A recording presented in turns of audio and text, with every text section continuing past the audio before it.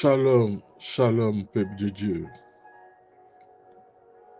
Que le Seigneur nous bénisse. Que sa grâce nous couvre. Celui qui est le seul Dieu, le Saint Créateur. Il n'y a point de Dieu comme lui. Cherchez, vous n'en trouverez pas. Alors, comme dit le prophète Ésaïe, arrêtez de courir derrière les idoles, derrière les féticheurs. Le prophète Ésaïe dit, celui qui se prosterne devant une idole est une personne qui est égarée. Le prophète Ésaïe se moque de ces personnes. Le thème que je veux voir avec vous, vous n'êtes pas seul dans la souffrance.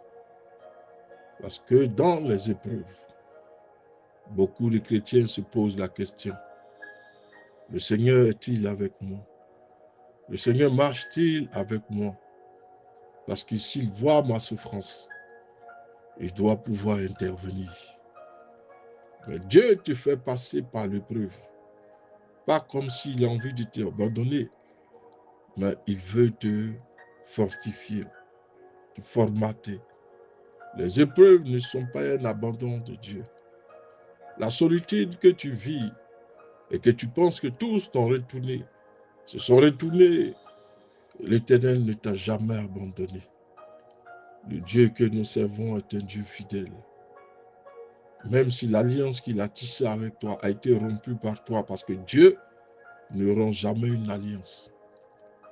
Pour qui que ce soit ou pour quoi que ce soit, il est fidèle. La souffrance que tu connais, tu n'es pas seul. Les hommes vont t'abandonner. Ceux qui rient avec toi vont t'abandonner. Quand tu connaîtras les problèmes, tu vas marcher dans la solitude et le rejet. Tu seras toute seule, tout seul. Mais celui qui ne t'abandonnera pas dans l'épreuve, Yeshua le Messie, je suis avec vous tous les jours, jusqu'à la fin du monde. 1 Corinthiens 10, le verset 13 nous dit ceci. L'épreuve qui vous a atteint n'a pas dépassé la mesure humaine. Dieu est fidèle. Il ne permettra pas que vous soyez éprouvés au-delà de vos forces. Mais avec l'épreuve, il donnera les moyens d'en sortir, la force de la supporter. 1 Corinthiens 10, le verset 13. Quand nous lisons ce texte, nous sommes réconfortés, régaillardis. Nous disons que quelle que soit la souffrance que nous connaissons, l'Éternel nous donnera toujours un moyen de nous en sortir. Il ouvrira une porte, une fenêtre qui était fermée. Là où tu ne pouvais pas, tu pensais être dans une cage, dans une prison. Mais l'Éternel vient ouvrir une porte auquel tu ne t'attendais même pas du tout. Il ouvre les portes, il ouvre les fenêtres, il brise les chaînes, il détruit, il anéantit les œuvres diaboliques. Il te sort de l'épreuve. Fais-lui seulement confiance une fois. Aie foi en ce Dieu. Crois à son existence. Crois qu'il ne t'abandonnera jamais dans une épreuve. Crois qu'il sera avec toi dans la fournaise. Lorsque nous traversons des moments difficiles, le sentiment qui se développe, c'est la solitude. La solitude peut nous envahir. La solitude peut créer en nous une angoisse supplémentaire. Tous m'ont abandonné. J'étais pourtant à leur côté. Je leur donnais de l'argent quand ils en avaient besoin. Mais aujourd'hui, à mon tour, dans la solitude, tous m'ont rejeté. La solitude va créer une angoisse supplémentaire inutile. Nous avons alors besoin de savoir que Dieu n'est pas absent. Où est le Seigneur? Je suis seul dans la situation que je vis. Le Seigneur est proche de toi. L'Éternel n'est pas absent. Nous voulons savoir que Dieu n'est pas absent, que sa présence est réelle, qu'il est attentif à notre douleur. Rappelons-nous l'histoire de Job, un homme qui a fait face à des épreuves inimaginables. Il avait presque tout perdu. Satan avait fait comprendre que Job adorait le Seigneur parce que le Seigneur l'avait rendu riche. Mais Job servait le Seigneur de façon désintéressée. Satan a fait en sorte que le Seigneur ne préserve que la vie de Job, mais que Job sombre dans une sorte de dépression, d'épreuve, de situation, ses enfants décèdent. C'était le désastre. Il était dans une épreuve imaginable. Or, selon toute logique, cette épreuve était foncièrement injuste. Bien qu'il n'ait pas compris la raison de sa souffrance, Job savait que Dieu veillait sur lui, que Dieu était avec lui. Dans les coulisses de sa vie, l'Éternel observait son cœur. Il observait son obéissance. Job, dans ces situations d'épreuve, tenait des paroles de foi. Le Seigneur est le seul qui se lèvera sur sa situation. Je suis sorti nu du ventre de ma mère. Je rentrerai nu dans le sein de la terre. Job avait des réponses qui désarçonnaient ses ennemis. Même sa femme, à un moment donné, a dû dire à Job, maudit le Seigneur. Elle s'en est allée parce que elle ne peut pas résister dans la pauvreté dans laquelle Job était. Lorsque tout va bien, il y a du monde autour de vous.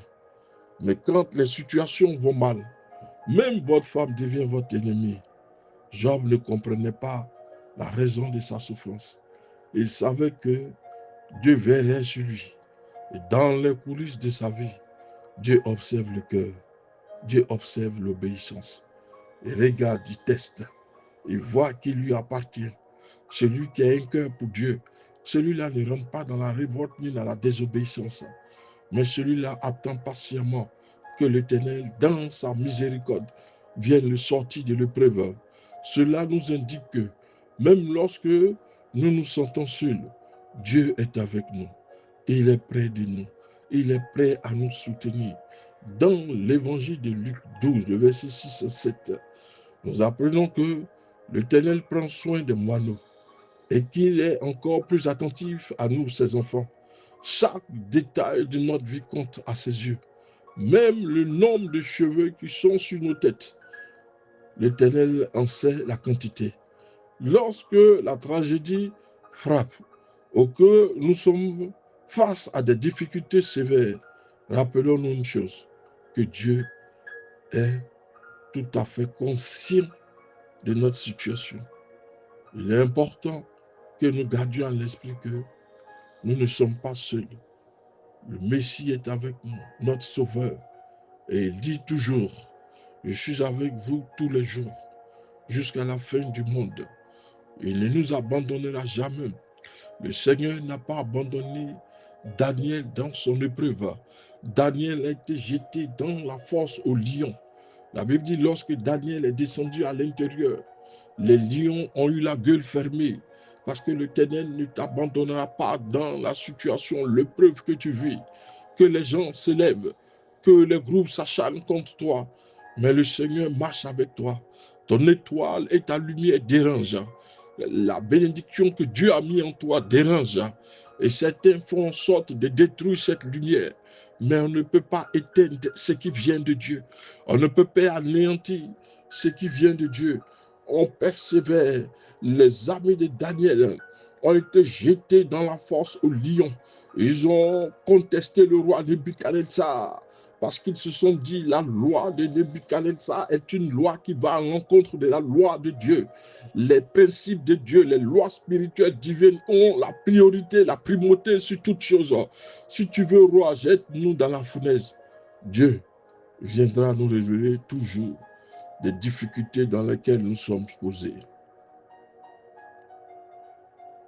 L'Éternel est avec nous, même lorsque nous faisons face à des difficultés sévères.